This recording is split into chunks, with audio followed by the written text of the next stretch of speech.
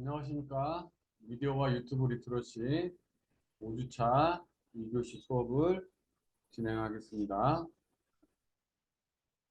네, 여러분, 그 10월 1일까지 성공 컨텐츠 파일 작성해서 제출해 주셨으면 합니다. 지난 학기까지는 그런대로 성공 컨텐츠 작성해서 어, 발표하는 거를 다 하셨었는데 어떻게 이번 학기에는 그 우리 학우 여러분들이 반응이 좀 전혀 없어가지고, 네, 제가 좀 난감하긴 한데, 어떻게 진행을 해야 될지, 네, 고민하다가, 일단은 그러면 송어 콘텐츠 파일을 받아보자. 지난 학기에는, 누가 언제 발표하겠습니다. 그러면은 그 발표하기 전까지, 뭐 직전까지, 또는 뭐 전날까지, 1시간 전까지 파일 보내주시고, 제가 이제 파일을 딱 받아봐서 이제 그 시간에 맞춰서 딱 열어가지고 발표를 했었는데 지금까지는 발표를 하겠다는 분이 한 분도 안 계시고 그래서 또 지난 학기에는 이제 그 과대 좀 과대가 없어도 그 대표가 되시는 분이 먼저 이렇게 딱 스타트를 끊어가지고 하니까 다 하셨었는데 이번에는 뭐 특히 과대가 없어서 그런지 아니면 뭐 처음으로 하려고 하는 분이 없어서 그런지 전혀 뭐 이렇게 응답이 없으세요. 전혀. 개인적으로도 지금 단톡방에서 세 분이 네라고 대답한 거 외에는 전혀 수업이 그래도 지금 진행이 어떻게 될지 모르겠어요. 그래서 이제 생각하는 게 이제 10월 1일까지 성공 콘텐츠 파일을 작성해서 제출 바라고 그때 이제 제출하신 분들은 이제 일정을 제가 이제 연락을 드려서 조율을 하고 그렇지 않은 경우에는 우리가 추후 과제를 이제 제시하는 걸로 진행하려고 합니다. 학교에서도 이제 안내를 받으셨겠지만 우리가 이제 동영상 수업이 25분이 기본이에요. 근데 25분이 기본인데 25분만 하면 안 되거든요. 거기에 이제 그 뭐 퀴즈나 뭐 과제나 이런 걸 넣어서 50분을 이렇게 채워라. 뭐 이런 지금 학교에서 표준 강의안이 그런데요. 지금 그래서 이제 저는 이제 보통 25분에서 한 35분 사이 동영상 찍고 여러분들이 그렇게 이제 성공 콘텐츠 발표하면 이제 개인적으로 다 그런 것들을 여러분들 준비하고 발표했기 때문에 거기에 충분히 또 시간이 들어간다 이렇게 생각해서 저는 이제 진행을 그런 식으로 진행을 했던 건데 여러분이 발표를 안 하시니까 그러면 이제 또 추후에 과제를 또 제시해서 우리가 수업 25분 플러스 알파를 또 이렇게 만들 수밖에 없는 또 그런 상황이 되네요. 네, 여러분들이 조금 협조를 해주시기 바랍니다. 네. 네, 미디어와 유튜브 리터러시라는 것이 학교에서 강의를 이렇게 교과목을 만들었고 저희가 이제 거기에 대해서 창의융합교양교육원에서 이제 안내를 받았고 뭐 교육까지는 아닌데 나름 이렇게 안내를 받았고 표준 강의안 다 제시를 다 받았고 네, 거기에 또 제가 읽어보고 또 안내받고 또 궁금한 거 있으면 또 여쭤보고 이렇게 해가지고 수업에 이제 틀이 이런 거구나. 어떻게 보면은 여러분들이 교양 과목으로서 이제 성인 학습자로서 학교에 가지 못하니까 가지 않고 네, 이렇게 이제 동영상 수업 좀 들어서 이렇게 좀 어떻게 편하게 하실 수도 있겠다 하는 생각으로 접근하실 수도 있었겠어요. 그런데 기본적으로 소금 콘텐츠도 발표도 해야 되고 사실은 유튜브 채널도 네, 만들어서 그냥 기본적인 동영상 올려주셔야 돼요. 그래서 그런 부분에 대해서는 제가 학교에 몇 번 문의를 드렸고 이번 학기가 아니라 제가 처음에 이 수업을 진행할 때 네, 그래서 학생들이 그 유튜브 콘텐츠를 창작을 해야 되는지에 대해서 제가 계속해서 문의를 드렸고 거기에 대해서는 학교에서 일관되게 유튜브 콘텐츠를 작성을 해야 된다, 만들어야 된다. 이게 아주 고퀄리티의 어떤 콘텐츠를 말하는 것이 아니라 기본적으로 유튜브 콘텐츠를 창작해서 콘텐츠를 업로드하는 데까지 우리 표준 강의안이 기본 내용이다. 그게 기본이라는 거예요. 사실 더 잘해야 되는데 그 정도는 해야 된다고 제가 학교에서 계속 일관되게 안내를 받았기 때문에 여러분들이 이제 그렇게 해주셔야 됩니다. 네. 그래서 그냥 단순히 이렇게 동영상 수업 듣고 이렇게 하는 거라면은 그냥 수업만 들어서 클릭만 하면 된다. 근데 뭐 대학 교육에 사실 그게 본질이 아니잖아요. 네, 그게 아니기 때문에 여러분들이 조금 좀 더 능동적이고 적극적으로 해주셔야 돼요. 네, 좀 부탁을 드립니다. 자, 이번 5주차는 미디어 리터러시와 독서와 관련된 거예요. 독서. 그래서 미디어 리터러시를 신장시키려면 어떻게 해야 하나라는 그런 어떤 대질문에서 이제 시작을 하는 거예요. 그러니까 미디어 리터러시가 이제 무엇이다 이런 거를 좀 앞에서 배웠다면 이것을 신장시키려면 어떻게 해야 하나. 근데 이제 미디어 리터러시는 앞에서 제가 계속 말씀드렸던 것처럼 이해의 영역과 표현의 영역으로 크게 나누어져 있습니다. 자, 그러면 이제 표현이라는 것은 일단 이해를 전제로 하는 것이거든요. 표현은 이해하지 않고 먼저 표현부터 하는 건 없잖아요. 우리 이제 인간의 언어 생활과 비슷해서 우리가 맨 처음에 태어나면 듣기를 하죠. 듣기가 이해거든요. 네, 이해. 그 다음에 이제 들으면 이제 말하기를 하잖아요. 그 이제 표현인 거죠. 그래서 이해를 했으니까 표현을 하는 거고. 그래서 좀 지나면 이제 읽기를 하게 됩니다. 그래서 이제 문자 언어를 가지고 이제 내가 읽게 되는 거죠. 그게 이해죠, 이해. 우리는 어차피 리터러시라는 것은 음성 언어가 아니라 문자 언어와 관련된 것이거든요. 그러니까 읽기를 해야 돼요. 그리고 이제 읽기에서 좀 더 나아가면 이제 뭐 합니까? 쓰기를 하게 되는 거죠. 그래서 쓰기를 하게 되니까 근데 표현이죠. 그래서 우리가 이제 표현은 우리 이번 시간에는 우리 이번 이 과목에서는 유튜브 콘텐츠를 창작하는 부분이 이제 표현에 해당하는 거고 그 전까지는 이제 미디어 리터러시 이제 이해하는 거죠. 읽기의 영역, 이해 영역과 관련이 있는 거죠. 그래서 이제 이번 시간은 이제 그런 이해의 영역과 관련지어서 좀 이야기를 해보는 겁니다. 그 리터러시를 신장시키기 위한 방법에는 무엇이 있을까? 그러니까 리터러시를 신장시킨다라는 이야기가 좀 더 추상적이고 와닿지 않는다면 우리가 이제 어떤 이해 능력, 독서를 통한 이해 능력을 향상시키기 위한 방법을 어떻게 해야 할까? 그래서 이제 독서가 있는 거죠, 독서. 네, 그 책 읽기, 독서. 그런 독서와 관련지어서 우리가 얘기를 좀 해보고 좀 또 후반부에는 1교시 후반부에는 인공지능 시대와 인문학이라는 제가 이제 다른 학교의 교수 칼럼을 쓴 건데 그걸 가지고 좀 미래 사회에서 어떤 인문학 독서에 관한 얘기를 하고 해보겠습니다. 그리고 이제 문학과 관련지어서 그 문학과 관련한 독서는 또 2교시에 살펴보도록 하겠습니다. 네.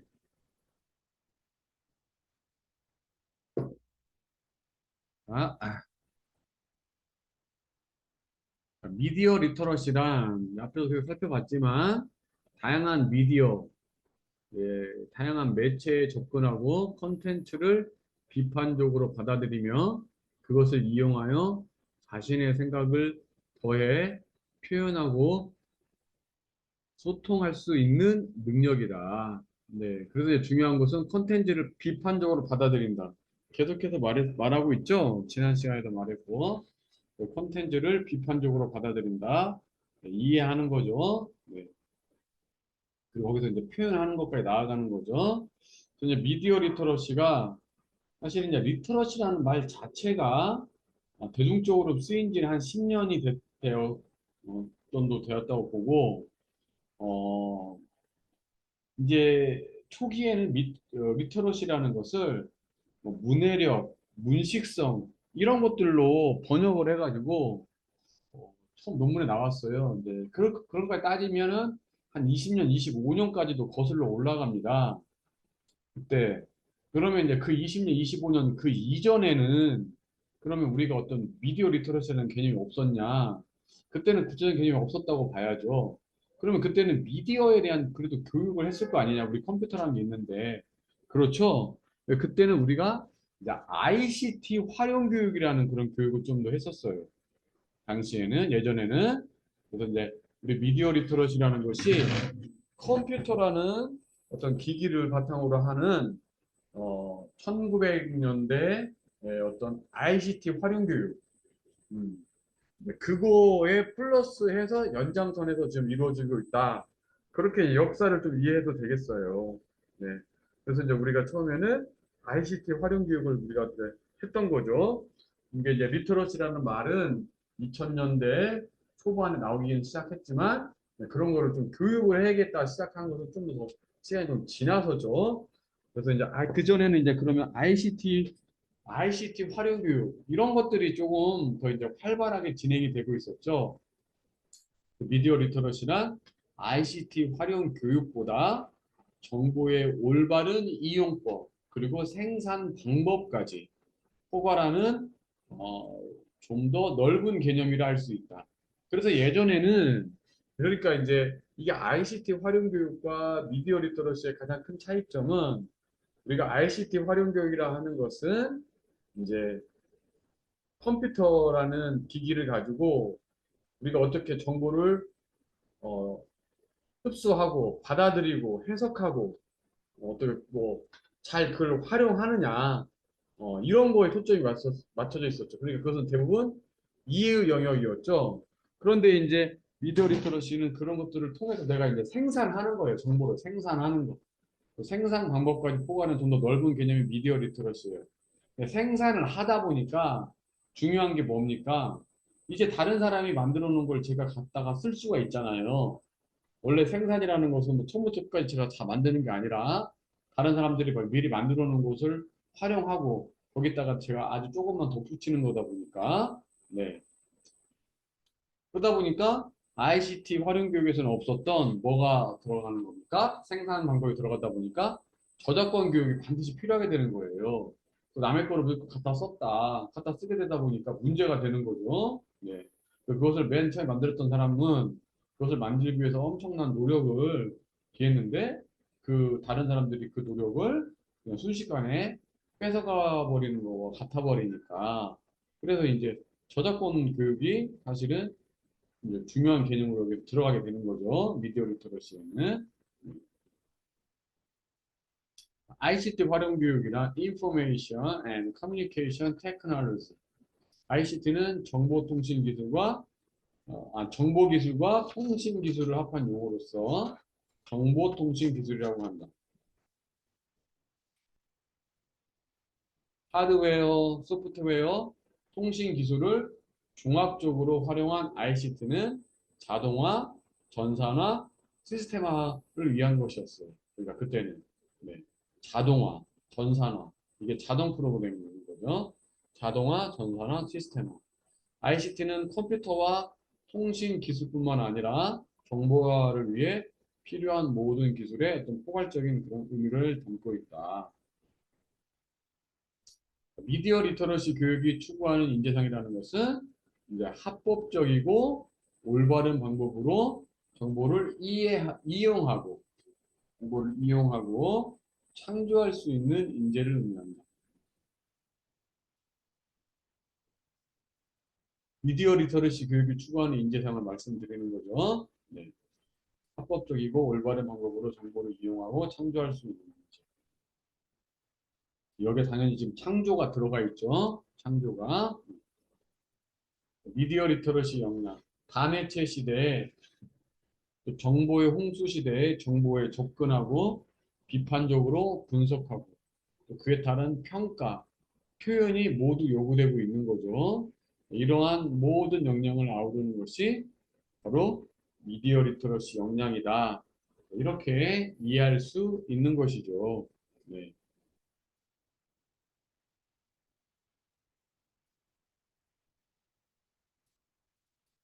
미디어 리터러시와 독서의 관계 좀 살펴보면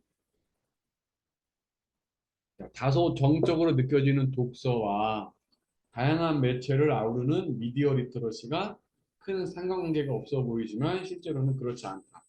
그러니까 이제 우리가 독서라는 것은 대부분 이렇게 앉아서 조용히 책을 읽는다. 그런 어떤 우리가 느낌을 가지고 있고, 미디어 리터러시라는 것은 어떤 미디어라는 미디어 기기, 디지털 기기를 매개로 해서 그걸 활용해서 하는 활동이기 때문에 좀 더 동적으로 보인단 말이에요. 네. 그런데 그래서 이제 저 정적과 동적이니까 서로 이질적으로 보이지만 그 관계가 없는 것처럼 보이지만 실제는 그러지 않다라는 것입니다. 그래서 한 연구 결과에 따르면 온라인 자료 읽기 능력과 독서 리터러시 사이에는 정적인 관련성이 있는 것으로 드러났다. 네. 그래서 김혜숙이란 연구자가 ICT 활용이 학업 성취도에 미치는 영향이라는 그 논문에서 이제 밝힌 건데요.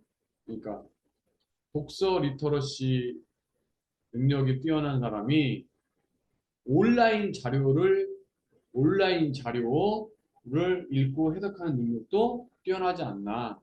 뭐 그런 관련성이 있다. 이렇게 이제 봤다라는 거죠. 연구를 해보니까 기본적으로 그래서 우리가 온라인 자료를 읽고 해석하는 그런 능력을 기르기 위해서는 우리가 이제 독서 리터러시, 독서를 잘 해야 된다. 그렇게 이제 볼 수 있는 건데 한번 더 볼까요? 인쇄 매체에 대한 접근, 분석, 평가, 표현 능력을 가진 학생은 온라인 자료에 대해서도 비슷한 수준의 정보 활용 능력을 가진다는 뜻이다.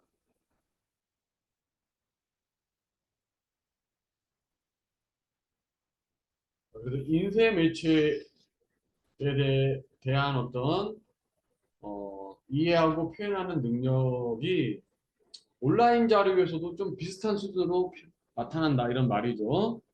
온라인 자료는 너무나 방대하고 부정확한 정보도 혼재하며 브라우징이라는 탐색 특성상 자신에게 꼭 맞는 정보를 찾아내고 분석하고 평가하는 것이 매우 어렵다. 그러나 도서 자료는 정보의 정확성, 체계성을 갖추고 있다. 자, 이 말이 무슨 말이냐? 여러분들이 이거 말 좀 오해하시면 안 되는 게 잘 이해를 하셔야 되는데요. 자신이 예를 들어서 이제 뭐 어떤 과제를 해가야 되거나 또 어떤 정보를 찾아야 된다. 아주 정확한 정보를 찾아야 돼요. 그럴 때 여러분들 어떻게 찾습니까? 책을 통해서 찾습니까? 아니면 브라우징, 컴퓨터에서 이렇게 검색을 합니까? 바로.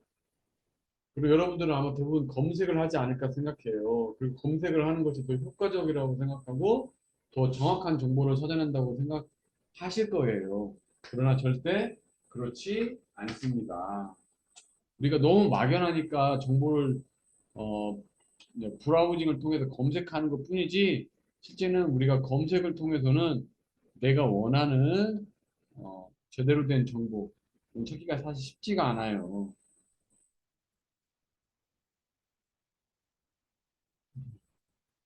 근데 이제 어, 책을 통해서 어떻게 찾습니까라고 책을 통해서 찾는 것을 어려워하다 보니까 그렇게 대답할 수도 있는데 생각할 수도 있는데요. 사실은 책을 통해서 찾는 게 더 쉽습니다.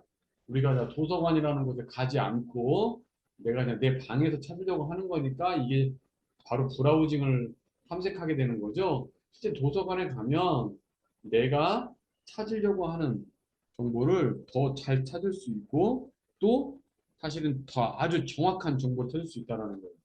브라우징은 사실은 정확한 나에게 꼭 맞는 정확한 정보를 찾아내는 게 아니에요.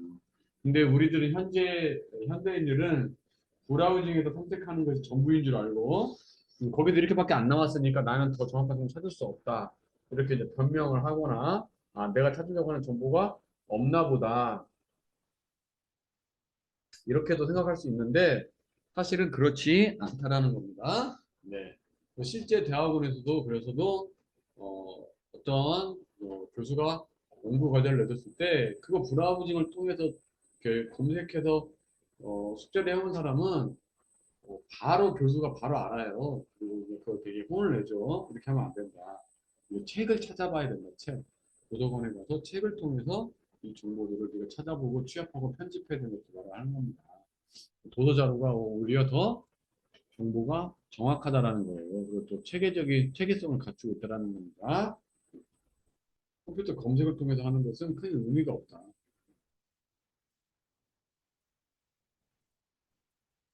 부서를 통하여 자신이 원하는 정보를 탐색하여 찾아내는 것 자체가 미디어 리터러시에 대한 가장 기본적인 능력을 갖추기 위한 교육이라는 거예요. 도서관을 이용한다는 것 자체가. 네. 그래서 도서를 통해서 자신이 원하는 정보를 탐색해서 찾아내는 것. 그 자체가 미디어 리터러시에 대한 가장 기본적인 능력을 갖추기 위한 것이다. 도서관은 책을 주제별로 분류하고 있어서 학생들이 자신이 필요로 하는 정보를 찾아내는 연습을 하기에 아주 최적화된 공간이다. 미국 실리콘밸리 사립학교에서는 이렇게 현재도 하고 있다라는 거고, 제가 지난 시간에 말씀을 드렸지만 우리가 이제 그 과거의 어떤 교실 환경으로 돌아가려고 하는 그런 캠페인이 지금 있다라는 거예요. 네. 실물인 책을 통하여 이러한 일련의 과정에 익숙해진 후 다양한 매체를 활용하여 전체적으로 범위를 넓혀 나가는 것이 효율적인 미디어 리터러시 교육이 된다. 그래서 어떤 걸 정보를 찾거나 어떤 물건을 찾을 때도 그 현장에 가서 찾으려고 노력을 해야 되는데 그냥 방에 앉아서 집에 앉아서 컴퓨터를 통해서 찾으려고 한다. 어, 좋은 작업이 아니라는 거죠. 책을 읽고 느낀 점을 쓰는 것이 독서 교육의 전부가 아니다. 그래서 책을 읽고 뭐 이렇게 리터러시와 관련된 어떤 책의 활동이라는 것이 책을 읽고 느낀 점을 쓰는 것이 독서 교육의 전부가 아니라는 거예요. 책을 하나의 그냥 매체, 지금까지 과거로부터 지금까지 발전한 하나의 매체로 그냥 보는 거죠. 책을 하나의 매체로 이해할 필요가 있다. 내가 원하는 바를 책을 통해서, 독서를 통해서 어떻게 실현시킬 수 있을까에 대한 고민, 이걸 하는 거예요, 사실은. 내가 원하는 바를, 내가 만들려고 하는 바를 책을 통해서, 독서를 통해서 어떻게 실현시킬 수 있을까에 대한 고민을 하는 게 중요하다는 거예요. 네. 그런 과정 자체가 중요하다는 겁니다.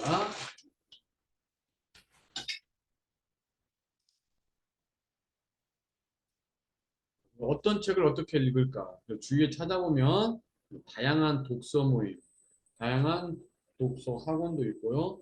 문화센터나 도서관에 다양한 독서 교육이 있습니다. 그래서 그런 독서 교육을 우리가 활용할 필요가 있다는 것이죠.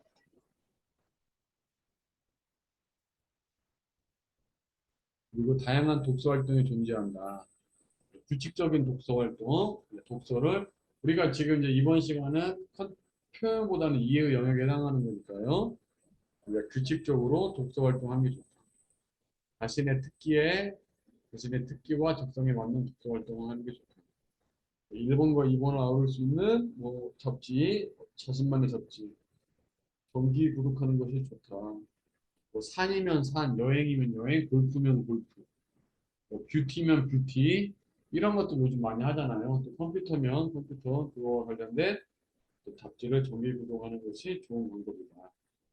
저희 이제 아들 같은 경우는 점프볼이라는 농구 잡지 이걸 정기 구독을 원해서 제가 정기 구독을 해줬었죠. 그러니까 자신에 맞는 걸 좀 찾아서 독서 활동을 한다는 것 자체가 중요하겠죠. 예. 그리고 여기까지 하고 이제 인공지능 사회와 인문학이라는 제가 다른 학교의 학교 신문에 교수 칼럼을 통해서 제가 기고한 내용인데요. 한번 살펴보겠습니다. 이렇게 크게 글이 되어 있어요.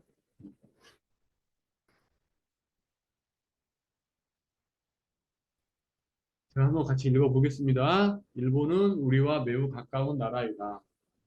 특히 일본은 우리 사회의 변화에 늘 주목하고 있다. 그에 비하면 일본에 대한 우리의 주의는 그렇지 못하다. 근데 최근 일본 사회에서 우리가 주목할 만한 일이 있다.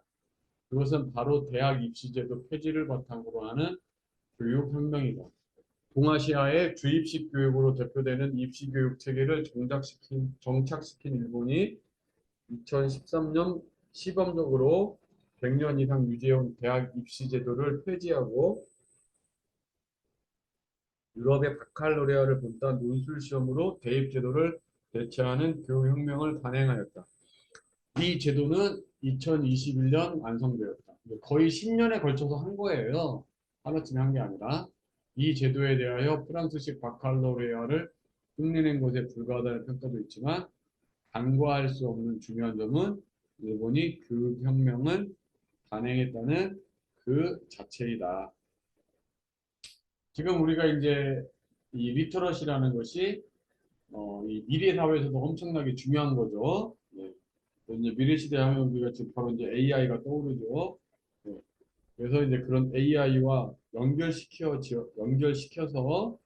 또 연결시켜 봤을 때 우리 리터러시가 밀접하게 연관이 된다라는 거예요. 그래서 그런 거에 관련된 내용을 한번 읽어보고 있는 거죠.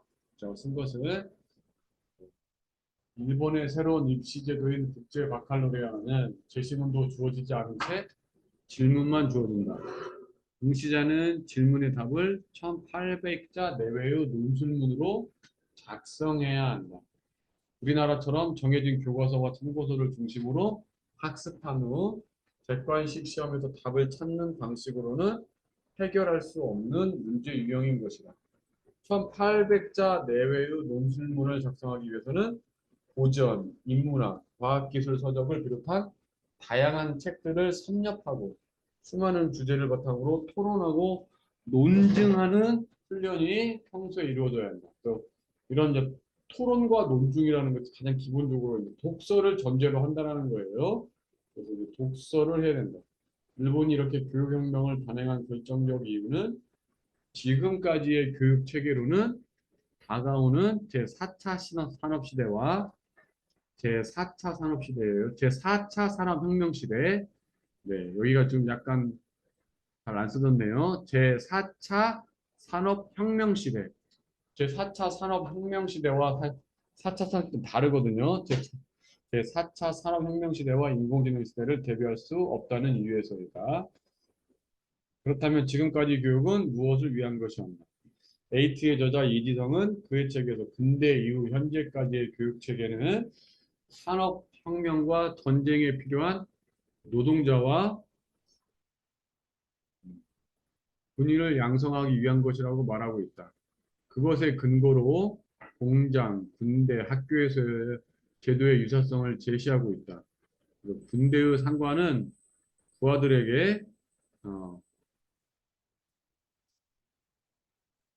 명령을 내리고 부하들은 그것을 기계처럼 수행하고 공장장은 휘하 노동자들에게 일방적으로 작업 지시를 내리고 어, 노동자들은 그 지시를 기계처럼 수행하고 교사는 학생들에게 일방적으로 지식을 전달하고 학생들은 그 지식을 기계처럼 암기한다. 많이 유사하죠? 어, 많이. 네. 이지성은 이러한 기계적이고 형식적인 교육 체계로는 미래의 인공지능 시대를 대비할 수 없으며 오히려 인간이 인공지능에 의해 대체될 수 있다고 경고하고 있다. 네. 그래서 이제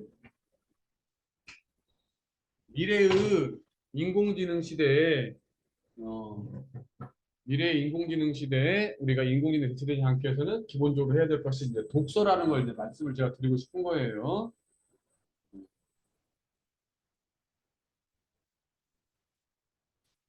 자, 마지막.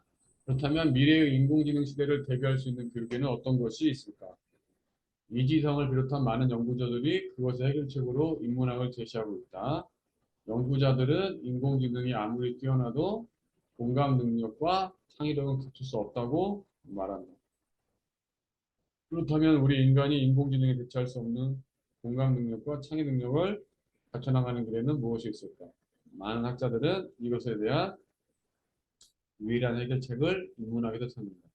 인문학 특히 동서양 고전 탐독을 통하여 인간의 본질을 탐구하고 이해하는 것이 미래 사회에서 인공지능에 대체되지 않는 인간의 주체성을 확보하는 기술이라고 말한다. 예.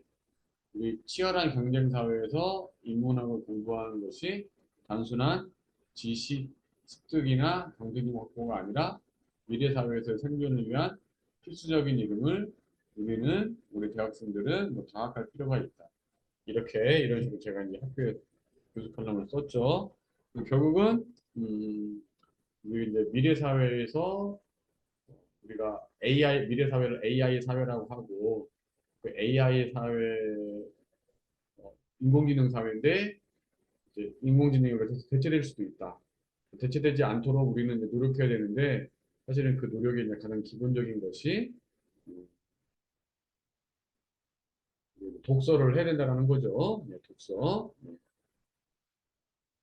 그래서 결국은 이제 미디어 리터러시를 향상시킬 수 있는 능력, 미디어 리터러시 중에서 읽기 능력을 향상시킬 수 있는 능력이 바로 독서다. 네. 그리고 그 독서는 또 이제 AI 인공지능 사회를 대비하는 가장 중요한 하나의 방법이 된다. 이런 것을 제가 이제 말씀드린 것입니다.